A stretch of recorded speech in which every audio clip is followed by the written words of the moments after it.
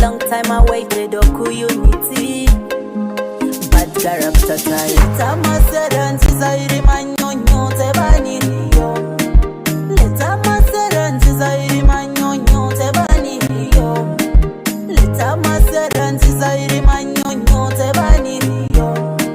Letama seran tizairi manyonyo tebani yo. Hello, a very fantastic Tuesday morning to you, wherever you could be. I would say thank you so much for being part of the biggest TV in Arua City. Of course, we are set for you here to discuss the world of sports. In the, of course, a number of sporting stories that we shall be discussing with you. But the biggest one is Kylian Mbappe facing off Yamal in the semi-final of the World Cup. In the, of course, in the world of transfer, Manchester United is making headlines. There's a huge one for Arsenal fans. Of course, team Newcastle United is saying that Bruno Guimaraes is not for sale. So these are some of the stories that we shall be discussing with you. Of course, my name is Senior Geroh, the host of the show. I'm joined by my colleague in the name of Sunday in the studio. Sunday, you're most welcome again for sports show in the studios here. Thank you so much, Geroh, and good morning.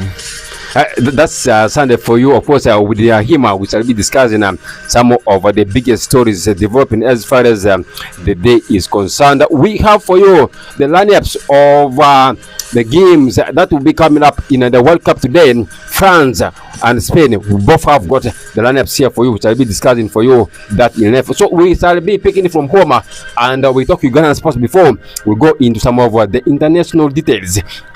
Sunday, let's begin from here and we talk about URA that they have already confirmed that up to 4 players they will be releasing them, and they think these players are supplies to come. And for some of the players that I'm talking about include Rahmata Sefuka, then Fred Amakwa on from West Nile, Derek Kakuzi, not forgetting Bruno Boyanga. These are the players that Team URA, one of the institutional clubs in the country, is saying that he's going to be releasing them off.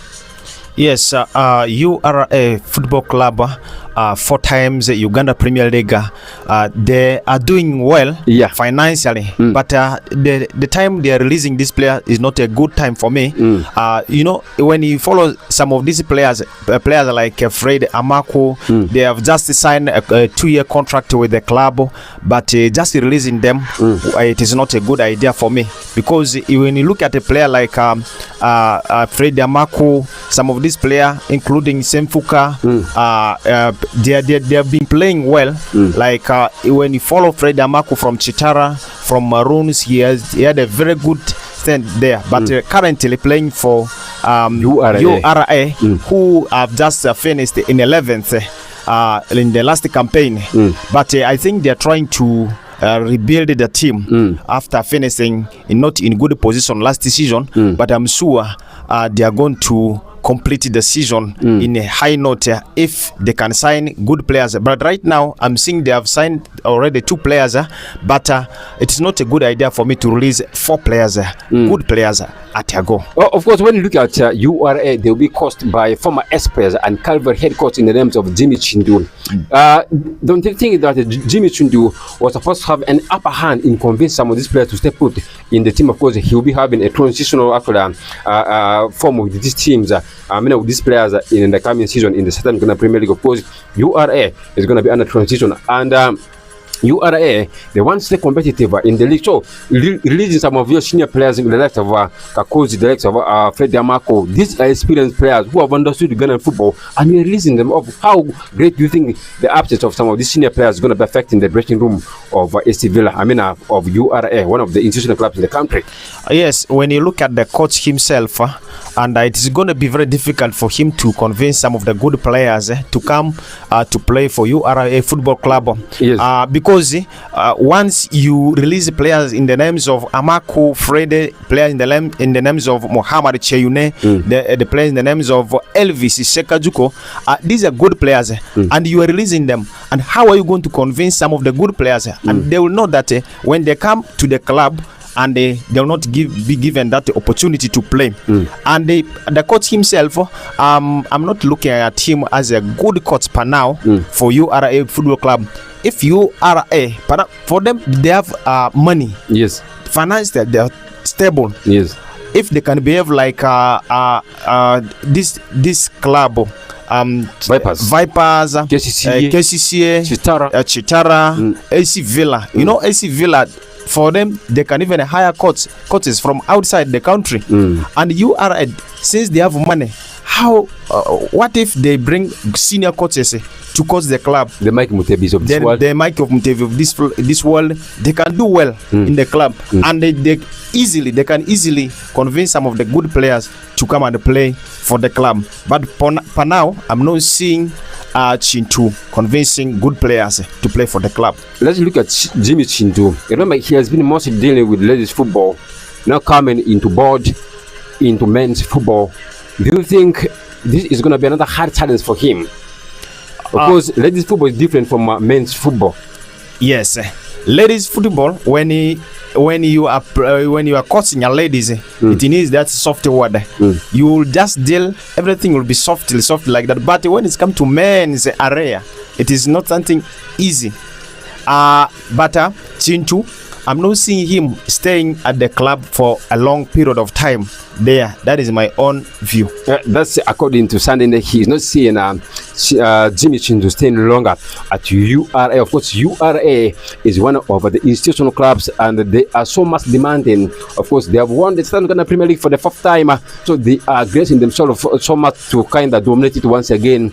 Of course, you even have clubs like AC Villa, clubs like KCCA, the Vipers of this world, the Chitaras of this world, the Next of this world. You will be having a hard challenge in winning the league in there. So it all remains to be seen whether Team URA with Jimmy Chintu can be in position to do something huge. You see that URA comes back to dominance into Ugandan football. So some of the players that URA has kind of rewarded them with new contracts, include Geoffrey. He is already being given a new contract extension at URA. Innocent Kisola is also being given a new contract extension at URA. Not forgetting Dennis Luzigi is also being given a new employment contract at URA. Now, when you look at the new signings at URA, they've already signed Elivis Sekajuko already into the books from Express Football Club. They've signed Muhammad Cheyune from UPPC. These are some of the stories making headlines in Uganda when it comes to local football. Of course, they will be coached by former expert and Calvary tactician. I'm talking about Jimmy Chintu. So it all still remains to be seen whether Jimmy Chintu can do something very, very good. Of course, he will be accompanied by Christian Magompa. These are the tacticians who will be assisting URA, ensuring that the team stays competitive in Ugandan football. So it all still remains to be seen whether URA can be important to do something good in that perspective. Of course, let's talk about African stories a little bit. Of course, Senegal, after their elimination from the FIFA World Cup this year, they have officially parted ways with their coach. I'm talking about Papetio, and the stories that we're getting indicates that Team Senegal wants to appoint Patrick Vieira, former Arsenal player, into the books. Of course, they are looking at Patrick Vieira being one of the ideal successors for Papetio. Do you buy that idea of going for Patrick Vieira as the head coach next season in the continental engagement? Of course, Africa Cup of Nations is coming up next for them. They will be coming here in East Africa, which will be co-hosted by Uganda, Kenya, and Tanzania. So, what is next for Senegal in that perspective? Of course, the Africa Cup of Nations trophy was withdrawn by CAF and it was being given to Morocco in that perspective. So, do you think Patrick Vieira can come in and probably change things at that team of Senegal, really? Yes, the France international midfielder will be a perfect option for Senegal team because when you look at Patrick Vieira, he has seen it all in the world of football. He played a lot of football in various clubs, including Arsenal Football Club. He was the captain in that Arsenal team that went unbeaten. I remember he had an incredible season just from that time. Yes, and he played for Juventus, he played for Manchester City, he played for AC Milan, Inter Milan, he played in very many clubs, and he even had a lot of experience in coaching department, coaching teams like of recently he was a coach of Geroh. Yes, but he also had some things in Premier League with the Crystal Palace. He coached a lot of clubs also in his coaching career. But since Senegal is going for him, I think that one will be a perfect replacement for Papi Theo. Right there, to replace him will be a perfect option. But for Senegal to be with Patrick Vieira, the question is, are they going to pay him? Because hiring coaches from abroad, at times coaches may come like this, may not even complete a season, can stay in a shortest period of time and leave the country, just like that. But I'm seeing Patrick Vieira, if they can come up with that possibility of signing him permanently for the country, I think Senegal, since they're still a good country, they can compete in the next coming other tournaments like AFCON, even World Cup, just like that. That is what I can tell you about Patrick Vieira. So let's talk about the impact that Patrick Vieira will be having in that team of Senegal. Of course, he is much known of loving black players. At Crystal Palace, 90% of his squad was dominated by the black actual stars. So he's coming in. Of course, we all know that he has got that actual Senegalese and French relationship, and he can be both of the two countries' origin. Of course, he opted to join for.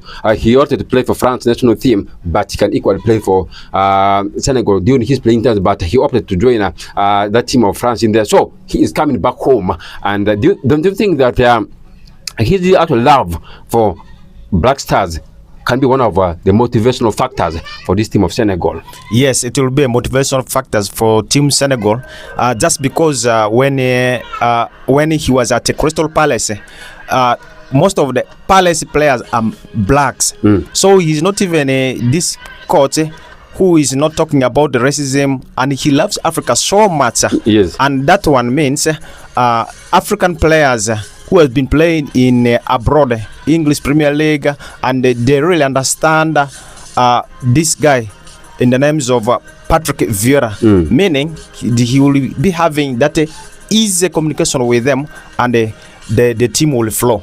Yeah, that's according to Sunday. Of course, when you look at Patrick Vieira, he has managed a number of clubs before this actual move was actually kind of giving him the grant to join this team of Senegal. He has kind of caught several European and American clubs, including Crystal Palace, Strasbourg. I will not forget in Italian side, that's Genoa for you. So we are going to be seeing whether this guy in the name of Patrick Vieira can be important to make actually a huge impact into that team of Senegal. Of course, Senegal has been one of the powerhouses in Africa. You could talk about Senegal, France, and Algeria, and not France, that's Morocco, and then Algeria. These are some of the powerhouses in African football. So it still all remains to be seen whether Patrick Vieira can be important to have a decent performance with that team of Senegal that has got a lot of superstars who are capable of producing magics in the game. Of course, let's talk about the World Cup itself. Of course, we shall be having Kylian Mbappe that will be playing against Lamine Yamal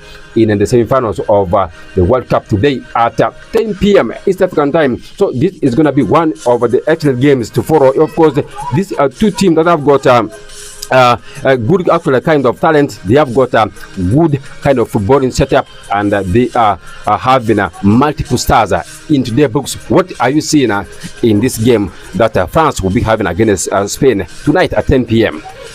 Yes, France and Spain. This is gonna be another interesting fixture tonight from 10 p.m. in the names of Pedri, the likes of Gavi, the likes of Olmo, Yamal is also there. So a lot of young players are there. But coming to this game, it's not going to be something easy, because Kylian Mbappe is trying everything possible to make sure that he won it again for the second time. And again for the Spain, Lamine Yamal is trying to look for his first World Cup at this time, and I'm very much sure that this is not going to be the Ballon d'Or, the Ballon d'Or, and the other time. Yes, is he going to do the same? What about the likes of Chomeni in the other midfield together with Rabiot? Are they going to do the dirty work in the midfield? But when it comes to attacking area, it's only France that will take it for me for now. But in the midfield, 50-50 there. But the battle will be won in the midfield. Sunday, is it good to discuss this game on the perspective of Kylian Mbappe and Lamine Yamal? Of course, they are the superstars in that team, and the world is going to be watching them. Is it good to discuss all the Kylian Mbappe and Lamine Yamal in this game, and yet you have got other superstars in both teams? Yes, all eyes will be on Yamal and Kylian Mbappe. But what about the other players like Ousmane Dembele, Olise, the Ballon d'Or winner, just of recent, last year? So you cannot undermine Ousmane Dembele, who has got 5 goals right now, and also Olise, 5 assists. He's just 1 assist away to equal the record of Pele. Yes. So it's not going to be something easy in this game. But when you look at Kylian Mbappe and Yamal in this World Cup, they are really superstars. Yamal, though he has not scoring more goals, but his impact there is not easy. He is creating a lot of chances for Spain team, and for France, it is only this guy Olise who is creating couple of chances for France team, and Mbappe is there just tapping in. When you look at the two, the Mbappe will take it. All right, let's first talk about the Spain national team. The last time that this team won the Africa Cup won the World Cup was way back in 2010 when they actually won it in Africa. That was way back in South Africa, Johannesburg. Can you see this team of Spain going forward against France national team? Which one is your favorite team to win the World Cup? Before I give you the lineups that I think these two teams will be having in the game tonight. On my own perspective, I'm seeing France taking it all against Spain. You're seeing France taking it all against Spain? Yes. Okay. Let's look at the starting lineup that I think both teams will be having in. Let's first start with the home team. That's France for you. In goal, they will be having Marc McJahn, who will be in goal for the team of France. And then we shall be having Koundé on the other side of the flank. Then on the left hand side of the flank, we shall be having Lucas Digne. In the central midfield setup, we shall be having William Saliba of Arsenal that will be pairing up against Dayot Upamecano. Then in the midfield too, in a 4-2-3-1 formation, France will be having Adrien Rabiot in the midfield alongside Manu Kone, the Manchester United target. Then on the flanks, they will be having Desire Doué on the left hand side of the pitch, then Dembele on the right hand side of the pitch, and then they will be having Michael Olise supporting Kylian Mbappe in the number 10 role in that particular Sunday. You can kindly give for the Spanish fanatics their probable lineup that they fancy that they will be having in.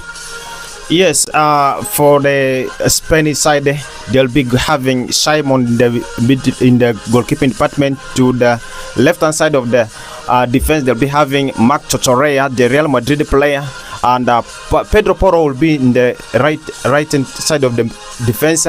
Kobarsi and Emile Laporte in the defensive in the defensive setup right there. In the midfield too, they'll be having Ruiz and Rodri. Wow, that will not be something easy right there. But in the right hand side of the wing, they'll be having Yamal, and Baena will be in the left hand side of the wing, and Olmo will be coming to the number 10 role there, and Oyarzabal will lead the line for Spanish side right there. That's according to Sunday there, but what I'm looking at in this game is going to be the talking point of Lamine Yamal and Kylian Mbappe. But that's not actually the talking point in this game. Let's talk about the two coaches, Didier Deschamps and the coach of Spain.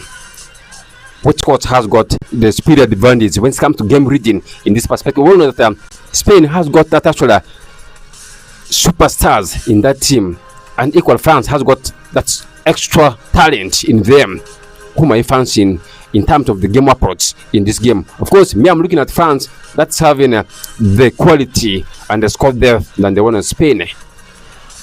Yes, when you talk of these two coaches, but definitely Didier Deschamps has seen it all. In the last few years, France has been dominant. Yes. Both in Europe, even worldwide. Yes. France has been dominant. And when you talk about the two coaches in game approach, it's only one of the coaches is Didier Deschamps, because Spain has been changing coaches here and there. Yes. And this is also one of the new coaches which is now leading the team right there. But in game approach, it is only Didier Deschamps of Team France, because he understands the team very well, and they knowing that some of the players, when you look at the players like Barcola, yes, they'll just be coming on a substitute just to change the games.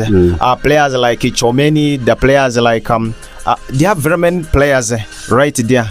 So I'm seeing Didier Deschamps taking it all. So now let's talk about the influence that Mikel Merino will be having this team. In the last two games, Spain has come on board with a lot of different game approach. When you have Dan Olmo on the bench, they can come and change for you the game. When you have Mikel Merino on the bench, he can come and change for you the game. Are you looking at the same game approach that Spain will be having against France, against other teams tonight? Of course, Spain has been doing that recently, bringing on Mikel Merino just to come and finish up the game. Are you expecting the same from Mikel Merino in this game against France today?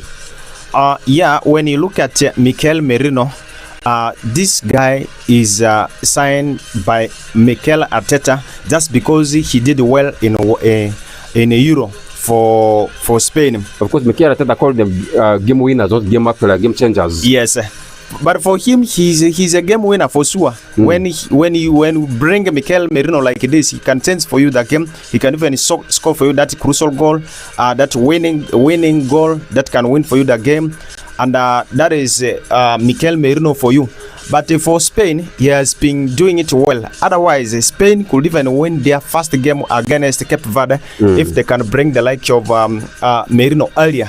So they decided to bench the likes of Yamal, even William on bench, including Merino.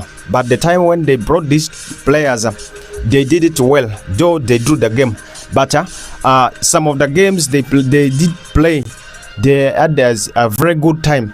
Even Mikel Merino can change it even against Portugal. He came and scored that last goal there, yes, killing the Portugal. And the last game, he also scored. But Merino is still a powerful and so powerful for Spain. And anytime in this game, he can also kill the France team because I'm seeing that possibility. Yes. But though, don't rule out the France team with their they have one of the best defense, even compared with the one of Spain. Spain only conceded 2 goals, just 1 or 2 there. But France, the two teams, they have a very good defense role there.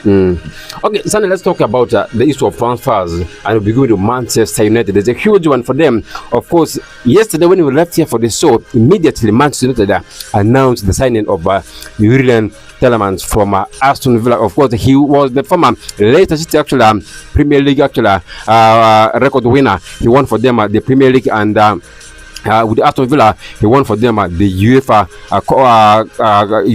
Europa League trophy for them, and Manchester United have already actually signed him already into their books. Let's value the signs that Manchester United is making in Andre Santos from Chelsea Football Club. They have not been talking about him, but they signed him. Julian Telemans from Aston Villa, they have not been talking about him, they signed him. Is Manchester United going up for option B instead of their option A? It's very hard for us to understand Manchester United at this particular time, because when they are now doing their transfer at this time, they are doing it in a silent way. They will talk about a player whereby all the fans will be even vying for it. but at the end of the day, you'll find them not signing that player, and some other team just come and grab it.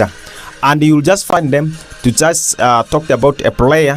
1 or 2 days, you find the player is now in the books of Manchester United. Youri Tielemans is a good midfielder.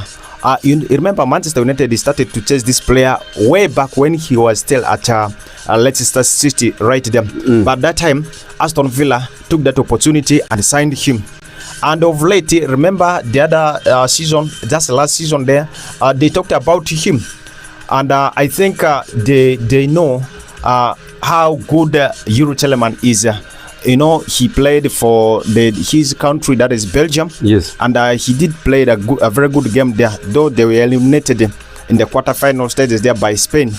And for that reason, Manchester United, I think they just observe few things from him, knowing that he can add some flair in the midfield, because he's not a sitting midfielder, but he's a central midfielder who can also operate in the flanks, also in the box-to-box midfielder, just like that. I think he can add good flair for Manchester United. So, according to you, is Tielemans the real direct replacement for Casemiro in that middle of the park? Of course, we've seen Casemiro scoring for them a number of crucial goals when it comes to set pieces. He's good in that. And Youri Tielemans, like you said earlier on, he's a box-to-box actual midfielder. So can he be important to pose that actual threat of going forward to score for them set piece goals? Again, like what actually Casemiro did for them in the recent times. Yes, Youri Tielemans is a box-to-box midfielder, but he cannot play like the way Casemiro has been playing. Tielemans is good when he's going up, but defensively, I don't think he is a good like Casemiro. He cannot defend like the way Casemiro has been defending, but he can score those open goals. He can score these goals from the wing, any area. Just like that, even set pieces, he's good, but defensively, he's not playing like the way Casemiro is playing. So you think he is going to be a very good addition to that team of Manchester United? Yes. Now let's first talk about the scouting power at Manchester United. Of course, Christopher Vivell is in charge of all these signings. You look at Park Dogu, he signed him at a low cost. You look at Brian Mbeumo at a low cost. Matheus Cunha at a low cost, Andre Santos at a low cost. Now they have not added this player in the names of Youri Tielemans also at a low cost. There are stories making headlines that United are about to finalize the deal of this player in the names of Quincy Somerville from West Ham United, also and then the France midfielder. And the player who plays for Roma in the names of Manu Kone is also in the radar of Manchester United. So, how much credit do you give to Christopher Vivell of Manchester United in negotiating these deals at a lower cost? Of course, players have been given to Manchester United at a very high cost, so they are trying to minimize all these challenges, and they are going for players who have got low ego, players who have got low budget for them to sign in there. Yes, so much credit to be given to him, because when you go out there and sign players at a high cost, definitely the pressure comes in, and this issue of financial fair play will also be there. Yes, and the coach himself will be having a lot of pressure, and the fans will expect you to play this player when the player is not even playing well. The player is underperforming, but the fans will be expecting you to play this player. But right now, the scouting team of Manchester United, I think they are doing great job signing some of these players, going out there looking for it. Manu Kone is a good player, and if they can also add him. But my question will be, why are they almost going to the midfielders? Because still Kobe Mainoo is still there. Remember, they are going for English Premier League proven players. Yes, Anderson proven in the English Premier League. This one, proven in the English Premier League. Yes. So, is it that Manchester United midfield setup is not all that strong enough? You have Mason Mount, who is injury prone. There's Manuel Ugarte, who is going to be on the sidelines for them for a long period of time because he got actually a serious knee injury when he was playing for his national team, that's Uruguay. He will not be having that playing time for United. That is the reason for United is going for more midfielders. this season. That was the priority. They want to add numbers in the middle of the park. Of course, the Premier League needs more strong midfielders for you to be competitive in the English Premier League. Yes, that one is good. But the question, what I wanted to like for Manchester United, the only thing I think they can strengthen is the midfield. But what about the striking department? Are they only going to remain with the Benjamin Sesko and Joshua Zagzi? Is now the $1 million questions, and it will remain there. Of course, these are some of the things that we shall be discussing in length. Let's first talk about Arsenal a little bit. Of course, they were interested in the services of Newcastle United midfielder in the names of Bruno Guimaraes, the Brazilian. So Newcastle United are saying that they are not desperate to sell this guy to Arsenal, and he is not for sale. And Arsenal was willing to give £50 million for the 28-year-old Brazil international. So finally, Newcastle United is saying that Bruno is not for sale after selling Sandro Tonali to Spurs at a very huge amount of money. Not forgetting Anthony Gordon to Liverpool. To Barcelona also at a very high cost. So Newcastle United are saying that Bruno Guimaraes is not for sale. Yes, Bruno Guimaraes is not for sale according to Newcastle United. But if Arsenal can come up with a huge amount of money, this man will be automatic. They will sell him, and they know that Arsenal is desperate for this player. That's why they come up with that statement that he is not for sale. That is Bruno Guimaraes. But the thing here is Arsenal definitely they are going to sign this player if they come up with a huge amount of money. Newcastle United knew that they have sold this player to Barcelona, Anthony Gordon and Sandro Tonali, and definitely Arsenal will come for this. Arsenal has some problems in the midfield. Zubimendi is not performing the way we expected him, so definitely Arsenal will come up with Arsenal later will come up with some good amount of money. So for that case, they said he is not for sale at the moment. Let's go to Camp Nou and talk about Barcelona. Of course, Barcelona are open. They're open to sell Spain forward Ferran Torres, 26, to avoid paying Manchester City an extra £7 million actually money in case his actual contract with them expires at the end of the season. So they are willing to sell this guy in the names of Ferran Torres, who has been at the best of his form for France national team and for Barcelona respectively. So can you think selling this guy is going to be a wrong idea for Team Barcelona Football Club before we call it a quit? Yes, it is not a good idea for Barcelona to sell Ferran Torres at this time because Robert Lewandowski left. So, which other player are they going to rely on? Marcus Rashford has come back to United. Marcus Rashford has left also. And it's good for them to keep this player at Barcelona because he's going to because he has been there and the shadow of Robert Lewandowski. I think at this time, if they can keep him, he's going to upgrade his game and he's going to do well. Because right now, when you look at Ferran Torres playing for Spain, he's doing well there. But going back to Barcelona, I think it's not a good idea for Barcelona to sell him at this particular time. Sunday, before we call it a quit, what is your prediction in the game that France will be playing against Spain in tonight's game in the semi-finals? What's your prediction? France up against Spain. I'm seeing 3-1 for France. But today, I'm going to see Olise registering a goal, his first goal in this World Cup tournament. So, when you asked me about which team will be winning the semi-final between France and Spain, I'm going for France. They will be having a 2-1 win over Spain. I know why I'm telling you that, because I'm the host of the show. I cannot give you my analysis regarding that. So let's first talk about the issue that's trending on social media in Arua. It's all about Batman Carroll's arrest.